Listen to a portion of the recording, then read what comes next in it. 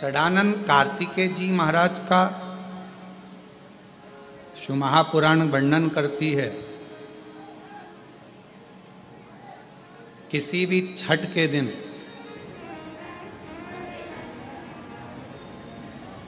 चाहे अंधेरी की छठ हो, चाहे उजाले की छठ हो, किसी भी छठ के दिन अगर षडानंद कार्तिकेय जी महाराज का नाम लेकर 6 बेलपत्र और उस 6 बेलपत्र पर 6 दुर्वा, 6 पुष्प, 6 अक्षत के दाने रखकर षडानंद कार्तिकेय बाबा के स्मरण कर कर शिवलिंग की जो जलाधारी है, उस जलाधारी पर जहाँ अशोक सुंदरी का स्थान है, उसी के पास में कार्तिकेय जी का स्थान है। किसी भी छठ पर यदि आप बाबा को वो बेलपत्र, वो दुर्वा, वो पुष्प, वो अक्षत का दाना 6 समर्पित करते हैं, किसी भी छठ के दिन, षष्ठी के दिन स्कंद भगवान का नाम लेकर, स्कंदेश्वर बाबा का नाम लेकर, कार्तिकेय बाबा का नाम लेकर यदि समर्पित करते हैं तो जिंदगी में कितना भी कर्जा हो, वो कर्जा 3 महीने के अंदर समाप्त होता ही है। कितना भी कर्जा, साथ में आपका परिश्रम, साथ में आपकी मेहनत और आपकी दृढ़ता। क्या होता है, लोग सोचते हैं कि हमने शंकर जी को बेलपत्र समर्पित कर दी तो कर्जा चूकेगा, पर साथ में मेहनत भी करना। अगर आप मानते हैं कि पूरी पूरी कथा का, इसमें कई दुनिया के कई लोग हैं हमारी कथाओं को आधा काटते हैं, आधा भेज देते हैं। गुरुजी ने कहा कि बेलपत्र पर शहद लगाकर चढ़ाओ, पर गुरुजी ने साथ में कहा कि रात दिन एक करो, पढ़ाई पूरी करो। आधी बात काट देते, आधी बात दिखा देते, पर उसका हमको कोई फर्क नहीं पड़ता है। आग लगे बस्ती में अपन रहो, उसका हमको कोई फर्क नहीं पड़ता, क्योंकि दुनिया का काम है गलत चीजें जनमानस में देना, जिससे बदनामी हो, अपशब्द बोले जाए, ताने दिए जाए, गालियां दी जाए। ये दुनिया की रीति है। बहुत आते हैं दिन भर में, कहीं कोई दबाव देने के लिए आता है, हम तुम्हारी बदनामी करेंगे, हमको 1 करोड़ दो, हम ये छब्बा देंगे, हम वहाँ से आएंगे, हम ऐसा कर जाएंगे, हम वैसा कर जाएंगे। बहुत आते, दिन भर का काम है इनका, रोज का यही काम है, हमें ये करो, हमको वो करो।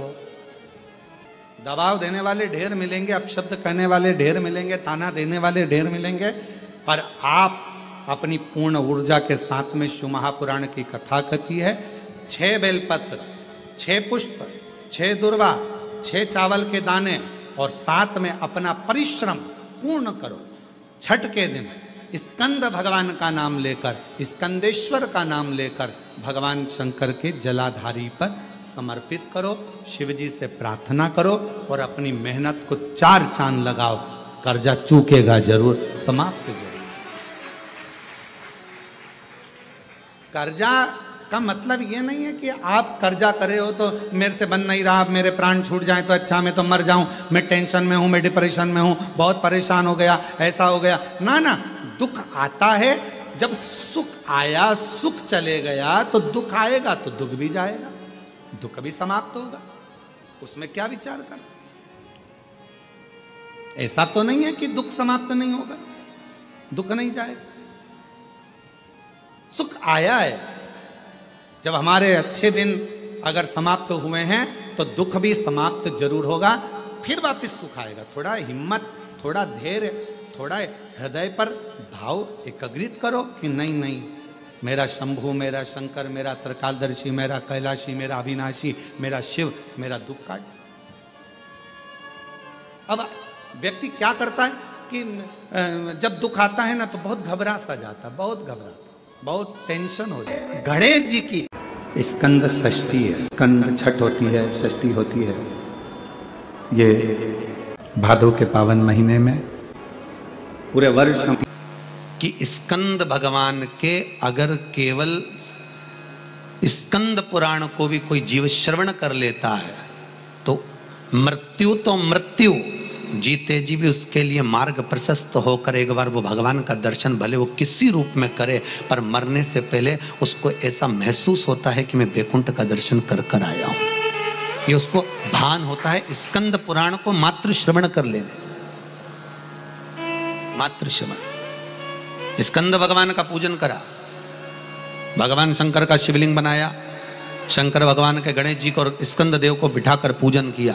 इतना पूजन करा विश्वामित्र और सत्याव्रत ने, इतना पूजन करा, भगवान विष्णु ने कहा नया रास्ता बना दिया जाए। विश्वामित्र जी ने धर्म से स्कंद देव से कहकर एक मार्ग का निश्चय किया। उस मार्ग पर राजा सत्याव्रत चलकर जाने लगे। जब थोड़ी दूर पर राजा सत्याव्रत पहुंचते से उसी समय पर इंद्र को जलन होने लगी कि जीते जी तो कोई आ ही नहीं सकता, तो ये मरा हुआ ये जीते जी कैसे आ गया। इतने में इंद्रदेव ने उसी समय राजा सत्याव्रत को ऊपर से नीचे धक्का मार दिया। धक्का दिया, राजा सत्याव्रत नीचे आ गया। वैकुंठ के मार्ग से धक्का देकर राजा सत्याव्रत को नीचे फेंक दिया। राजा सत्याव्रत ने विश्वामित्र जी से कहा मेरा तप, मेरी साधना और स्कंद देव ने मुझे मार्ग दिया, इसके बाद भी इसने नीचे क्यों फेंका मैं नहीं जानता, पर तू चिंता मत कर। विश्वामित्र जी ने कहा फिर स्कंद देव की पूजन कर। महाराज एक बेलपत्री एक तुलसी, एक बेलपत्री एक तुलसी, एक बेलपत्री एक तुलसी स्कंद देव को चढ़ाया गया। और जब बेलपत्र और तुलसा चढ़ाया गया, स्कंद देव प्रसन्न हो गए महाराज। और प्रसन्न होकर कहा, भगवान नारायण को याद किया। भगवान विष्णु ने कहा मांगिए क्या चाहिए। स्कंद देव ने कहा एक काम करो, वैकुंठ तो दुनिया जाती है, इनके लिए अलग वैकुंठ का निर्माण करा जाए, अलग से वैकुंठ बनाया जाए। वैकुंठ लोक और मृत्यु लोक के बीच में एक वैकुंठ बना दिया गया और उस वैकुंठ पर मार्ग प्रशस्त करा सत्याव्रत के लिए।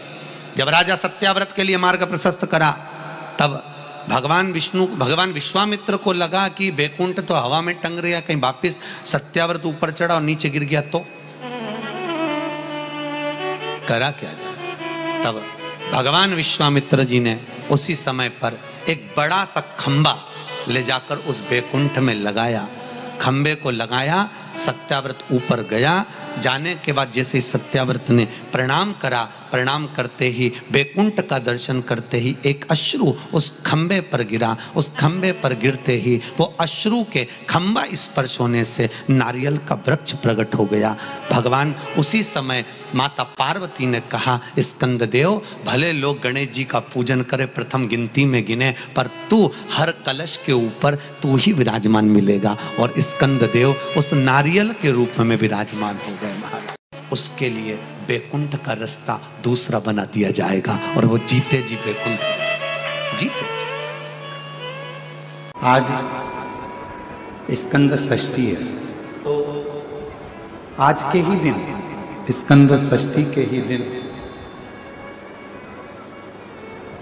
एक बेलपत्र, एक दुर्वा, एक श्वेत पुष्प, सफेद फूल, स्कंद भगवान का जो स्थान है, स्कंद भगवान का जो स्थान है, उस स्थान पर एक बेलपत्र, एक दुर्वा, एक श्वेत पुष्प चढ़ाकर जल की धार को स्कंद बाबा पे समर्पित करते हुए शिवलिंग पर अगर समर्पित किया जाता है तो कितना भी, चाहे परिवार में विवाद चल रहा हो, चाहे परिवार में विवाद चल रहा हो, चाहे रिश्तेदारों में विवाद चल रहा हो, चाहे आपस में विवाद चल रहा हो, स्कंद षष्ठी के दिन अगर जल स्कंद भगवान का नाम लेकर समर्पित किया जाता है आज के दिन, तो परिवार में वापिस प्रेम बढ़ जाता है और परिवार टूटने से बच जाता है। इतना नियम स्कंद षष्ठी का, इतना क्रम शिव महापुराण के अंतर्गत। आप सभी बड़े धनभागी हैं, बड़े किस्मत वाले हैं और बड़े भाग्यशाली हैं। शिव जी की बड़ी कृपा आप सभी पर है। दुर्वा जो उत्पन्न हुई है, इसमें इतना बल कहां से आ गया। शंकर भगवान बोले रहे, ओ इंद्र तुम्हारे अमृत से भी बड़ी प्रबल है ये दुर्वा। जिस समय पर अमृत का कलश निकला, उस अमृत के कलश को देवता लेकर जा रहे थे, ले जाते राक्षसों से छुड़ाकर सबसे पहले इन्होंने समुद्र के किनारे पर उसको छुपाया। उस जगह पर भगवान विष्णु की जंघा के रोम पड़े थे जिससे दुर्गा उत्पन्न हुई थी। उस दुर्गा पर इस कलश को जब रखा, रखते ही एक देवता ने उसके उठाकर देखना चाहा तो उसमें से थोड़ा सा भाग अमृत का नीचे गिर गया जो दुर्गा पर पड़ गया। और आगे गए, फिर इसको छुपाया, वहां भी दुर्गा थी, फिर और आगे गए, वहां भी दुर्गा थी। सुन इंद्र, तेरे को जो अमृत मिला तूने एक बार में पिया, ब्रह्मा को जो अमृत मिला वो ब्रह्मदेव ने एक बार में पिया, गरुण वरुण को जो अमृत मिला वो एक बार में पिया, पर इस दुर्वा को जो अमृत मिला वो 5 बार मिला। इसलिए पंच दुर्वा लेकर तू गणेश के पास जा और उसको दे, क्योंकि ये 5 अमृत के कुंड से भी प्रबल है। ये 5 अमृत के कुंड से भी प्रबल है। लेकर जा तू ये दुर्वा। और इंद्र ने दुर्वा दी, गणेश जी को खिलाई। जैसे खिलाई, गणेश जी के भीतर की जो अग्नि थी वो समाप्त हो गई। तकलीफ किसकी जिंदगी में नहीं आती? भगवान राम के जीवन में भी दुख आया, भगवान कृष्ण के जीवन में भी दुख आया। तकलीफ किसको नहीं आती? सबको। इसलिए किसी के दुख को देखकर कभी खुश मत हो। जरा सा किसी के ऊपर तकलीफ आई और सब लोग मिलकर चर्चा करने लगे, अच्छा हुआ, अच्छा हुआ, बहुत बढ़िया हुआ, ऐसा तो होना ही था, इसने तो ऐसा करा, अच्छा हुआ। ना ना, किसी को बीमारी आई, कभी मत कहो कि दूसरे को बीमारी आती है ना तो दुनिया के लोग सोचते हैं कर्म का दंड भोग रहा है, और खुद को बीमारी आई फिर, खुद को तकलीफ आई फिर, खुद को कष्ट आया फिर। इसलिए कभी किसी की जिंदगी में अगर तकलीफ है तो भगवान से प्रार्थना करना, बाबा इसके जीवन में दुख आया है, भले मेरा बेबी है, कष्ट है, मेरे से लड़ता है, पर बाबा दुख समाप्त करना। जब हम सर्वे भवन्तु सुखिनः की कामना करेंगे ना तो सबसे पहले भगवान सुख हमको देगा, सबसे पहले सुख हमें मिलेगा। इत्र की शीशी खोलिए, दूसरे पर इत्र लगाइए, सबसे पहले इत्र की खुशबू किसको आएगी? जम के बोलो, अपने। हमारा हाथ सुगंधित होगा क्योंकि हमने इत्र की शीशी खोली है। पहले सुगंध हमको आएगी, सामने वाले को बाद में, क्योंकि इत्र की शीशी हमने खोली है। हम जब दूसरे के लिए अच्छा बोलना प्रारंभ करेंगे तो सबसे पहले परमात्मा हमारा अच्छा करना प्रारंभ कर देगा।